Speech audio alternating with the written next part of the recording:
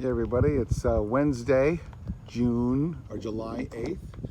Got the super duper LED spotlight shining up the foredeck, making sure nobody hits me since I'm the first one on the way into the bay. And I installed some LED lighting that I put on either side of my speaker box on the arch. And the light that was there that's all corroded, the switch is now being used to turn on LED lights, and that lights up the entire back deck here. So I'm having evening parties. We have probably too much light, but at least we can see everything. And these LED lights are up in between the arch under a metal plate.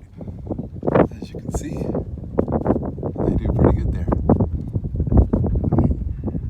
Also, because the arch blocks out most of the light so it doesn't affect your eyes, so they're not directly in your eyes. It's pretty cool. Come out back here. It's sitting on the back arch. Yeah, this is more bright now. That's okay, it keeps the light out of the pilot's eyes. That's all we need. Okay, that's what we got going. Very decorative.